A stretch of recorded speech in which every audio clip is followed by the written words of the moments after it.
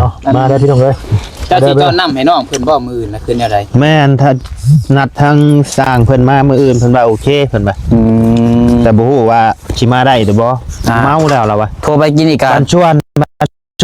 วนครับว่าแม่มันยังไงบันส่วนน่าจะสบายดีนี่แหละดีหน่อย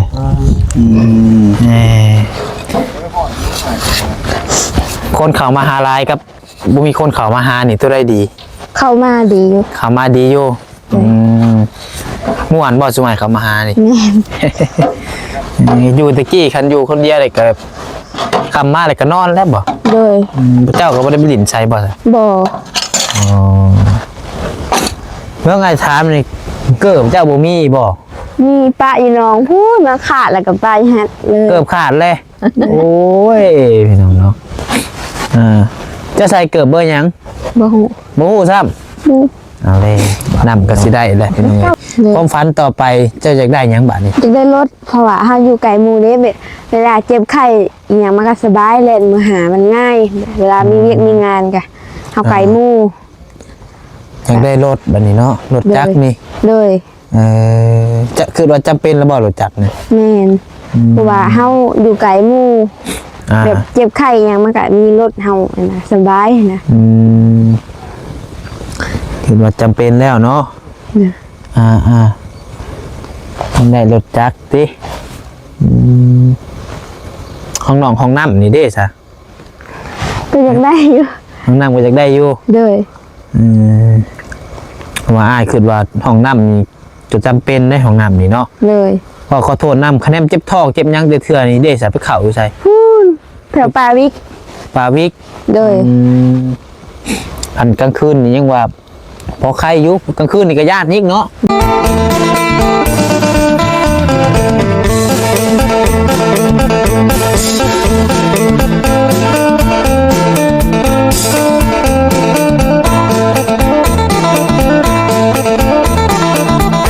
มีหลาแล้วเปล่าอยู่เด้พี่น้องเลยถ้าเป็นก็มีหลาแล้วเปล่าอยู่ว่ะแล้วว่าเราเลี้ยงหมู3 โตแล้วว่ะอยู่ได้นะหมู3 โตก็ไม่อยากกินมากน้องเพิ่นบอกเลยว่าแม่นไหนเพิ่นบ่ไปซื้อมาได้เอาพี่น้องเลยเนาะเปิดคลิปขึ้นมากกับบิชังบัดนี่เนาะกินต้มมีแม่นอยู่แต่ว่ากินคือหมูนี่นะบ่ป่วยว่าผู้ชายเพิ่นเก่งอยู่แล้วเถิดนี่ว่าตั้งมาลุกโดยสบายดีมาให้พ่อแม่ได้บ่นี่สบายดีเด้อน้องเด้อยังอยู่แซ่บอยู่บ่ล่ะแซ่บอยู่บ่ต้มลายพวกบ่จักนะไอ้ตัวจะเมื่อยนะบ่ได้เมื่อยนะวะเฮ้ยมาที่มือเลยมาที่มือเลยวะมือนะสุดเด้อใส่เกียงกระสันมาเด้อผู้ใดเป็นผู้บ่าวผู้แพ้วเด้อส่วนฮดพักฮดแตงชนองแน่นางขจูนมันห่อนี่เป็นก้านเขียดได้บ่นางได้วะโอ้น้องพ่อน้องเพิ่นก็คล้ายเขียดนั่นโอ้ยพี่น้องเอ้ยถึกใจได้ขนาดโอ้ยแห้งหมักแล้วนี่ง่ายก็แห้งหมักมีได้คมบ่เฮากับหมักได้นี่ข่อยนะใต้ผู้เดียวนะก้านได้ฮอด10 คนบ่พังก่อนลูกไงวะเอาหมักอยู่ได้หมักได้ไหนหมักกันกินเขียดกินกบนี่นะโอ้หมักเนาะกินอยู่เนาะโดยโอ้อาหารบ้านๆนี่พาไปการสักหน่อยมาทำสักหน่อยนี่การแทนนี่ก็ได้โอ้ครับเลยแห้งหมักแล้วไปการนี่เดี๋ยวอันมาไปอย่างนี้เนาะไปน้ำลูกนั่นแหละเนาะโดยบ่แล้วสิพาเฮาไปเลยพาไปกันกบแล้ววะไปน้ำกันยามมีกบนะยามมีแต่เขียดโอ้กบมันต้องหายแล้วเราเว้าได้กินนี่แล้วสิพาอันจะไปแล้วไปกันเขียดเมื่อก่อนเลย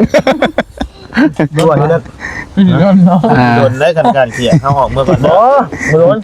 แห้งได้ร้ายเป็นแห้งม่วนพี่น้องเลยเนาะเปิดคลิปเปิดภาพมากกันตะเวนตกดินแล้วพี่น้องเริ่มมืดแล้วก็ได้กลับเข้ามาหาทางน้องน้อยอีกเทื่อนึงพี่น้องเมื่อเช้านี้เข้ามาแล้วรอบนึงแล้วก็ไปมอบเครื่องมอบความให้ทาง2พี่น้องสาแพทย์บ่เฮาบ่เอาขึ้นก็ได้เฮาค่อยพัดใส่บ่ยากดอกเฮาค่อยขี่มาเลยค่อยขี่มาช่วงนี้ก็สิได้หมู่ให้เอาบ่เมื่อมาเฮานอนอยู่นี่ได้เอ้าว้าวอยู่นะไม่หนีแล้วใช่ป่ะจะใช้ไอ้นอนใส่ก็นอนใส่ก็ได้เอ้าใส่ว่าผมกินนี่นะเพื่อนก็ได้เพียงเนี่ยเพียงก็ได้กับเพื่อนก็ได้เริ่มมืดแล้วพี่น้องเบิ่งเปิดแฟลชก่อนบัดนี้เฮ็ดซุ่มบ่ได้บ่ได้โอ้คักเริ่มมืดได้บาดนี้ได้ภาพเริ่มบ่แจ้งแล้วพี่น้องเอ้ย ภาพมันเบลอพอเธอไม่ครับยืนเขาอะ อื้อหือ เราก็ยังจะถึงใจ คมปี คนอยู่แล้ว ฮะ เราก็ยังจะถึงใจบ่ได้อยู่ เป็นอะไร ใจเทียบกัน 3 คนเลย อืม คนนั่นก็ดี คนนี้ก็สิเอา คนนี้ก็ฮักคนนั่นก็สิเอา นั่นแหละ คนเฮามันคนสิอยู่กันได้เนี่ยมันต้องใจตรงใจต้องตรงกันนะ ต้องตรงกันบ่ แม่น กิน ก็อยู่ได้อยู่ให้ก็อยู่ได้อยู่หน้าก็อยู่ได้ โดย เอาไปแล้วน้องยังอยู่กับพ่อกับแม่ผู้เดียวครับเอาลูกสาวกับเจ้าหนีเขาในเมืองเลยพ่อกับแม่เราได้ซะ บ่ฮอดบ่มาใกล้ติ อืม โอ้เฮง ดีมากแบบได้ ยิ้มมาบ่โอ้ยหนาวดิ ไม่เป็นไรละโทรหาการเชาะกับเบ้ารู้เรื่องเลย เป็นอะไรเลยอันเด้อ แต่ยันเนี่ยเอามาได้พี่น้องเลย เจ้าที่ต้อนนำให้น้องเพิ่นบ่มื้ออื่นน่ะคืออะไร แม่นถ้านัดทางสร้างเพิ่นมามื้ออื่นเพิ่นว่าโอเคเพิ่นว่าแต่บ่ฮู้ว่าสิมาได้หรือบ่เมาแล้วล่ะวะ โทรไปกินอีกกั วัน นชวนคือวันชวนครับว่า แม่มันยังไงบันส่วน น่าจะสบายดีนี่แหละ ดี หน่อย คือว่าง่ายกับมื้ออื่นนี่มีงานใหญ่อยู่เพื่อนน้องน้อยเนาะ โดย ว่า ขึ้นมือเนาะ ทางเบาไล่พี่น้องเอ้ยสิมา ไข่บ่มี มียัง ต้อนนำให้น้องเพิ่น ปรึกษากันผู้ว่าผู้ชาวสิหาหยังให้เพิ่นเรียน เอาตัวไหน ฮะ เอาตัวไหน ฮะ เอาตัวไหน เอายัง คักเด้อขอก็จังอัน ประกันเครียดได้ผลิตภัณฑ์เฮือง ไปคนละดวงเลยติ ใจดวงเดียว ตอนแรกของง่ายบ่สู่ของเพิ่นแล้วของเพิ่นแล้วมาแต่มีกอกมีกาผู้บ่จัก โอ้ ฮะ มาแต่ไม่กายก็มันเท่าแล้วเท่าแล้วมัน เบิ่งให้ลูก นะ เบิ่งเสียบตา เฒ่าก็เฒ่าแล้วเนาะเฒ่ากับบ่แม่ก็ผู้ แล้วมันเบิดแล้วนี่นะ แต่เนี่ยมันก็ตาสีหวาน มา โหขาดเราดีเนาะเซ่นี่มันยังสิสะท้อนกัน ผมเป็นพิษจังสั้นพิษทั้งข้างละ ตั้งขางบ่ โดยทั้งข้างฝั่งนั้น เอาโอเคใส่พี่น้องเนาะอิ่มแล้วบ่ล่ะ เลย มาเก็บใช่บัดนี้ ไป สุเจ้าก็อิ่มเลย ตักหลายแท้น่ะบ่ โยบอกว่าให้ต้มหน่อย ป้าเติมหน่อยๆเติมมันนั่นแล้วมันนั่นแล้วเราบอกแล้วเห็นบ่ ๆบ่มันน้ำมันบ่มี มาไม่เอามาชงคืนนี่ ตรงคืนบ่ ตัวนี้ไม่น้องเพิ่นเนี่ยใส่น้องเพิ่น ให้น้องเพิ่นหนีบเองก็ได้ โอเค กินแม่กล้วยนี่เฮ้ย โดยกินเบิดแต่มานี่กินยังมันยุดเลยเนาะ โดย โอ้ยไอ้พี่น้องเอ้ยเนาะโอ้ยแต่เป็นเริ่มตกดินแล้วก็ยังอยู่เฮือนน้องเพิ่นมื้อนี้พี่น้องเอ้ยเฮียน้องบัดไซเข้ามาอีกรอบแรงๆพี่น้องเนาะต้มนี่ เอามี เนี่ยทางบ่ไล่ซื้อมีมา เดือดต้มนี่นี่ เลย ใช่เฮ้ย เดือดต้ม คุณบ่ นี่เอา โอ้ยนะบักพริกยัดกับมีเขา เนาะกินนี่เนาะโอ้เราปลูกพวกพริกไว้อีกพี่น้องเอ้ย พริกยัดกับอันนี้ เจ้าใช้จะหนึ่งเข่าแล้วว่าสละ ยัง ย่างซ้ โดย ำหนึ่งอยู่บ่มือนี่ หนึ่ง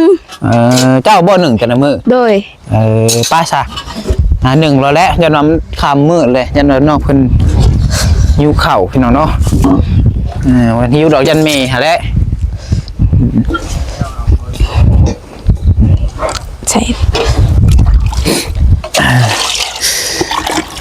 หนึ่งอยี่ลุ่มพี่ละว่า โดยหนึ่งอยู่นี่แหละลงประคางออกมาหนึ่งอยู่ดุม ขวดข่าวอยู่เทิง เลย ขึ้นมาก่อนหน่อยโอ้โทษ มันติไป ฮะ ลงค้างมาหนึ่ง เอาลงก่อนบ่ เลย เอาเลยขึ้นมายังไง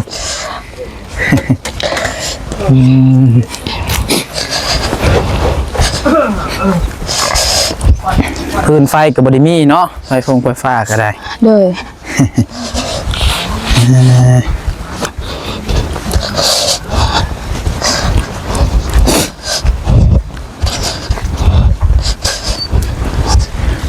มันสิหนึ่งข่าวพี่น้องเลยแต่ละมือหนึ่งข่าวจักโมง แบบ5 โมง 6 โมง อันนี้ก็หากับมึงจักโมง6 โมงแต่ว่ามืดแล้วพี่น้องเลยเนาะยามหนาวเฮ้ยคะแนนยามมันดำหน้านี่6 โมงสำนีนี่6 โมงสำนีนี่ยังว่าบุกมืดเนาะ โดย ตะเวนกำลังตกดิน น้ำก็ตักใส่ทางไว้แบบนี้บ่ โดยมันมืดแล้วก็ตักใส่ โอ้ มาลงเครื่องว่ะ น้ำยังอันนี่น้ น้ำน้อง ำน้องบ่ น้ำกินนี่ก็ได้ โอ้กินน้ำนี่เลยเนาะ โดย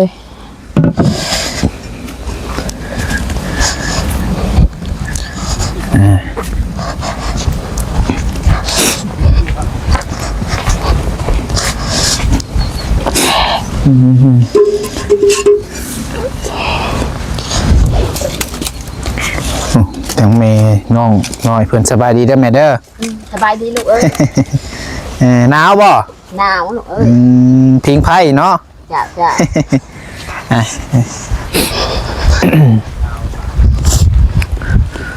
อยู่มันมืดแบบนี้เลยบ่มีแต่ไฟโซล่าร์เซลล์อันเดียวนี้ โดย เออ เวลาเซี่ยวเดียวก็ใส่บ่ได้จะมาทาง ได้แต่มันบ่กุ้ม แต่บริกรมบดขึ้นบ่ โดยตายแล้ว เบิ่งไพ่กับพี่น้องเนาะเบิ่งคนอนุญาตเบิ่งเฮือนเราเลยก่อนจะ โดย ขึ้นบ่ได้ขึ้นจักเทื่อได้พี่น้องเนาะคือว่าจะขึ้นที่นี่ก็ครั้งแรกได้เบิ่งเด้ออนุญาตเด้อ โดย ถ่ายให้ซีเบิ่งก่อนพี่น้องเนาะตะกี้ก็ดังไฟอยู่เทิงนี้บ่ บ่ บ่ได้เคยดังอยู่เทิงบ่ บ่เคยมีแต่ดังอยู่ลุ่ม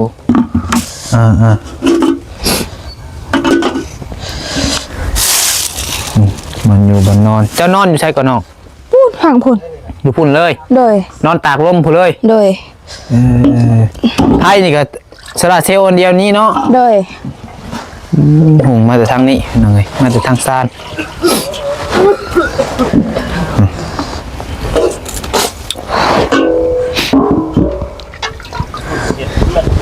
ใช้เห็นยังบัดนี้ น่าคุย ล้างถ้วยก่อน เดี๋ยว เอาหดข่าวบ่ข้างบ่ ข้าง โอ้โทตกเทียงนี่พอแห้งเนาะสิได้สัดเด็ดพี่น้องเอ้ย โดย ถ่ายคลิปกลางคืนนี่น้องมาใส่นี่ยากแบบนี้แหละพี่น้องเนาะบ่ค่อยถนัดพี่น้องเอ้ยการถ่ายคลิปกลางคืนนี่มันถ่ายยากมันมืดแต่ว่ามื้อนี้จำเป็นพี่น้องเอ้ยว่าทีมงานก็เข้ามาหลายคนเนาะพี่น้องมันก็เปลี่ยนกันว่าซั่นแหละ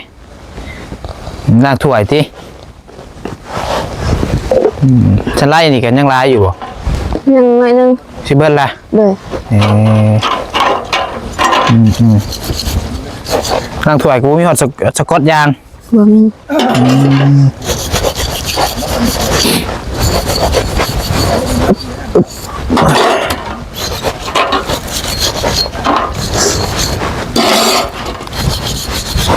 ของหมักน้องกันน้องน้อยเลยได้นี่พี่น้องเนาะ โดย ต้มมีพี่น้องเลย เด็กเส้นกระซันเป็นอะไรมือนี่คนเขามาหาหลายบ่ หลาย นับได้บ่จากคน บ่ได้ จือบ่ได้เลย บ่ แต่ว่าหลายเติบเนาะนี่ยังไม่ได้เบิดได้นี่ฮะคันมาอันเบิดนี่โอ้ยยังสิบ่ให้เว้า นี่ได้บ่ครึ่งหนึ่งมามือนี้นี่คนเขามาหาหลายกับบ่มีคนเขามาหานี่ตัวได้ดี เข้ามาดีอยู่ เขามาดีอยู่ม่วนบ่สมัยเขามาหานี่ แม่น อยู่ตะกี้คันอยู่คนเดียวเลยก็คำมาเลยก็นอนแล้วบ่ โดย พระเจ้าก็บ่ได้ไปหลินใส่บ่ บ่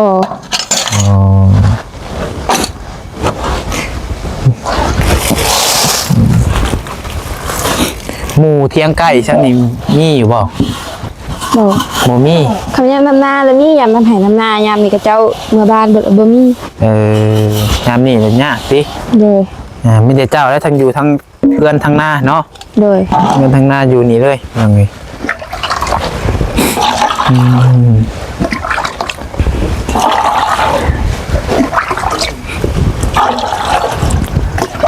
น้ำนี่ก็เบิดเลยก็ไปตักมาไว้เนาะ โดย เบิดนาวเนี่ยคือว่ามือบ่าวไล่มืออื่นมันสามารถเจาะน้ำให้บ่ โดยแม่ โอ้ น แต่ยังว่ามืออื่นนี่มีงานใหญ่เลยอยู่เพื่อนน้องน้อยเนาะ โดย ดีใจอยู่บ่ล่ะ ดีใจ เคยบ่แบบว่ามีอัน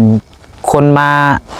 เอาเงินมาให้ตลาดแบบนี้เจาะน้ำให้ตลาดแบบนี้นี่ บ่เคย แต่เกิดมาบ่เคยจักเทื่อ โดย แสดงว่าครั้งแรกในชีวิตเลยนี่เนาะ โดย ที่แบบมีคนเอาเงินมาให้เป็นล้านเท่าไรล้านเนาะ โดย เคยแบบหาเงินได้ชุด มื้อหนึงนี่เคยได้รายเท่าไหร่จะไปขายเครื่อง บาง7-80 7-80 เลย รายชุดเลย น้องมือกับแสน บ่แบบรายชุดๆเลย แสนปลาย มื้อละแสนติ เลย อันนี้เพิ่นซอยละล่ะบ่ได้หวังหยังพี่น้องเนาะก็บ่ได้หวังสิ่งตอบแทนใดๆพี่น้องเอ้ย4-5 ล้านเนาะหาเงินจักเดือนจังสิได้นี่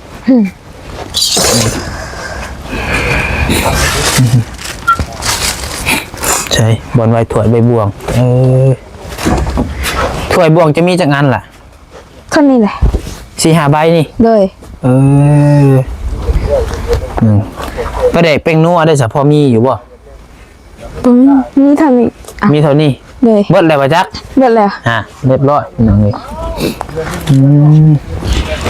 ก็เด็กเป็นนัวก็เบิดเลย เด็กชมแม่กู้อ่ะเด็กประเทศ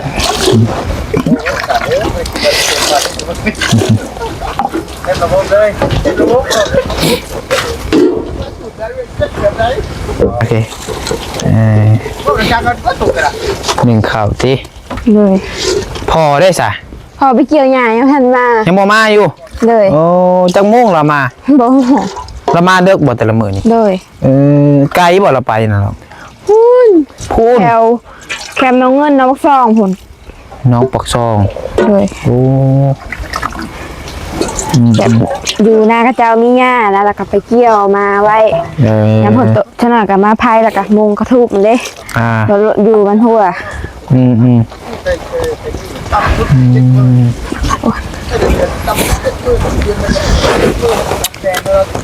ข้าวเหนียวเลยมันเหนียว บรรยากาศตอนแรกอยู่หน่อยไปลงไปเลยโอเค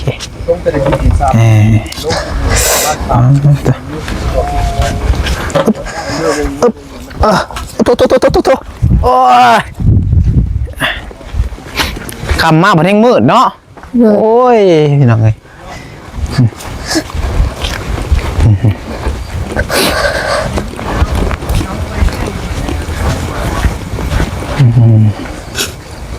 โอเค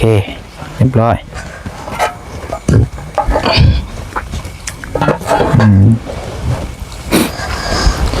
หนาวเนาะโอ้ยกินไผ่ก่อนพี่น้องเลยจังหน่อยพอมาแต่ละมือหาเด็กพุทธิเราไปแบบนี้ทุกมือบ่ ทุกมื้อมื้อเช้าเลยไปชายแน่เลยแบบมาค ถ้าเห็นได้ไปนะ ำย่างไปได้เลย ย่างไป ย่างแน่น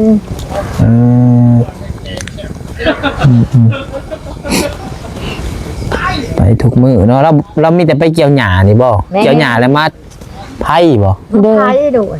มาเกี่ยวเพราะมาหลายแล้วก็พาย หลายแล้วกับไผ่ กระมุงอันนั้นกระทูบตัวนั้น อยู่บ่ได้เด้ มันเป็นอะไรเกิดอยู่ไรเที่ยงนี่อยู่บ่ได้บ่ยังผล มัน กระทูบนั่นมันหัวลงใส่รถเด้ นี่ นี่ บ่มีบ่อนจุกไผ่อีกด้วย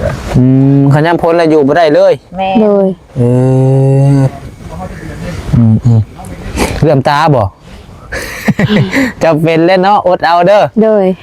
มันมืดแล้วพี่น้องเลยถ่ายคลิปช่วงแรงๆมันก็สิไต่ไพ่อันนี้ได้พี่น้องเนาะไพ่โคมอยู่เจ้ามีอยู่บ่ซะ มี มีอยู่เนาะ นี่แต่คงแม่หัดแตกแล้วลูก มีจังอันไพ่โคมนะ อันเดียว มีอันเดียว จ้ะ ไพ่โซล่าก็อันใหญ่กระเพแล้วติยังเหลือแต่อันน้อย แม่ มี มี อ อง งค์ก็บ่ได้กุ้มได้ลูกแค่หน่อยเลยมัด จักชั่วโมงก็ไว้ 10 ชั่วโมงก็มัดปุดได้ลูก 10 ชั่วโมง 10 โมง 10 โมง แม่ ตัวนี้50 โมงแรงจังหน่อยนี่เบิดบ่ มัด อีกน้ำแต่แดดน้อยแดดหลาย คันแดดแห้งก็กุ้มอยู่ เลย ก็บ่อยากกุ้มปานใด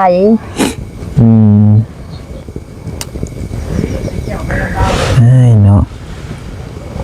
มีอยู่บ่ของกินมื้อแรงนี่ ต้ม ก็มี ที่ต้มมีอีก เลย โอ้เจ้ายังบ่อิ่มบ่เจ้า เด็กคุณได้ยากเด็กสักหน่อยประมาณวัน นอนเด็กบ่แต่ละมื้อฮะ 9 โมง 10 โมง 9 โมง 10 โมงก็บ่เด็กเนาะ คือเป็นตาราง ขึ้นแต่ตารางเลยนอนเลยติแต่ละมื้อ เล เนาะ ย เมื่อไงถามนี่เกิบเจ้าบ่มีบ่ มีป้าอีน้องพูดมาขาดแล้วกับป้าฮัดเลย เกิบขาดเลย โอ้ยพี่น้องเนาะจะใส่เกือบเบอร์หยัง บ่ฮู้ บ่ฮู้ซ้ บ่ ำเอาแล้วบาทนี้เนาะ เก้าปีนั่นลูกเอ้ย เก้าครึ่งบ่ใส่เกือบอะไรแต่ละเถื่อ เกือบคลิปน้องก็ใส่ เกือบคีบเกือบอีแตะนี่บ่อีแตะนี่ก็ใส่ได้บ่ฮะ ได้เยอะ คือว่าเอาเกือบแบบทำเกือบซุปธรรมดาเนาะ เลย เบิ่งมืออื่นมึงเถื่อคะแนนนั่นอาจสิซื้อมาให้ เลย บัวอีต้นพี่น้องมึงแน่มันยางปลาตีนอยู่ ไอ้จะได้เกิดแบบนั่นน่ะ หึ อย่างเนี้ย เรียกแบบใดมีแบบบ่ มีเยอะจะเสร็จหายเบิ่งเด้ แบบใดแพงกว่าจักแพงก็ให้บ่มีเงินซื้อให้แล้วแพงก็ มีแบบ แบบใดใช่บ่เห็นซ้ำเบิ่งเกิดแบบนี้ เลย โอ้เกิดแบบนะพี่น้องเลยโอเค ขันมันซิมี่ เลย ขันโบสั่งเอาบจักแบบนะแต่ว่าบางเทื่อมือนี่ซื้อมาให้จำพ่อได้ใส่ก้อน เลย พังเบิ้งขันโบลืมพี่น้องเลย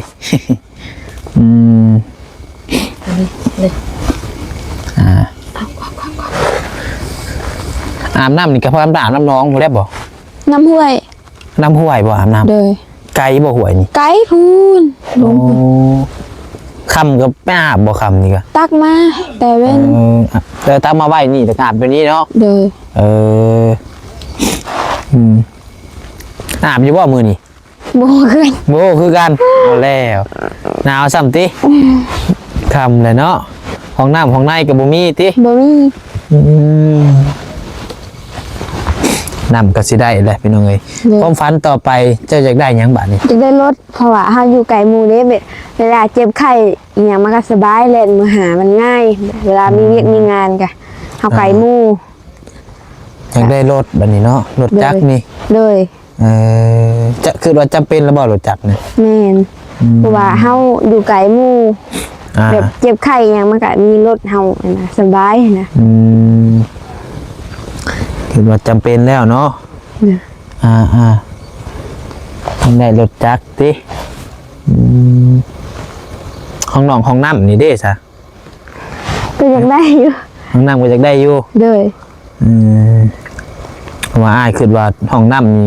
จะจำเป็นในห้องน้ำนี่เนาะ เลย พอขอโทษน้ำคะแนนเจ็บท้องเจ็บหยังเถื่อนี่เด้ซะไปเข่าอยู่ใส่ พูนแถวปาวิก ปาวิก เลย อันกลางคืนนี่ยังว่าพอใครอยู่กลางคืนนี่ก็ญาตินิกเนาะ เลย กลางเว้นผลย่านคนกลางคืนผลย่านผี ย่านที่ว่าผีเจ้า ย่าน อันตรายอยู่ได้พี่น้องเนาะไปกลางคืนนี่ก็ได้มีแต่ว่าถ้าเบิ่งมืออื่นเนาะเพิ่นสิมาเจาะน้ำให้พี่น้องเอ้ยถ้ามีหยังผิดพลาดพี่น้องเอ้ยเนาะถ้าเบิ่งกันตัวจริงพี่น้องเอ้ย เลย ว่าสิเจาะได้คือบ่ได้เพราะว่ามันดินน้องเพิ่นนี่มันสูงพี่น้องเนาะมันอยู่สูงความหมายอย่ามันบ่ได้นะ เลย เพราะรถมันที่อันนั้นเป็นรถน้อยเพียงรถธรรมดานี่นะอย่างผลเจาะบ่ได้ก็ถ้าเบิ่งตัวจริงเนาะ เลย ถ้าเบิ่งมืออื่นพอแหละมีแต่ว่ามืออื่นเนี่ยพอง่ายสิขึ้นมาอยู่ เลย ถ้าบ่มีหยังผิดพลาดพี่น้องเนาะไปมีแต่ว่าไอ้กลับก่อนเด้อบัดนี้เด้อ เลย โดยอยู่ดีมีแฮงโดยสบายดีสบายดีเด้อตู้เด้อ ไปดี มา มาขอบใจมือได้ลูกเด้อเถ โด อะ ย ปลอดภัยนะลูก โดยมาขอไม้ให้อ้ายนะ คนลูก โอเคปึ๊บไปพี่น้องเนาะเดี๋ยวเรามาใส่กันสิได้ขอเดินทางกลับก่อนบัดนี้พี่น้องเลยคำมืดตื่นตาเลยโอ้ยพอฮอดซิโน่นี่ก็เดึกพอแหละพี่น้องขี่รถจักรมาซ้ำขี่รถจักรเพราะว่าบ่มีรถใหญ่พี่น้องเลยเนาะ ไปพี่น้องอยู่ดีมีแห้งส่งมันร่ำรวยเฮงๆรวยๆตลอดปีตลอดไปเด้อพี่น้องเด้อสำหรับคลิปนี้ขอลำลาไปก่อนแล้วขอกล่าวคำว่าสบายดีพี่น้องเนาะ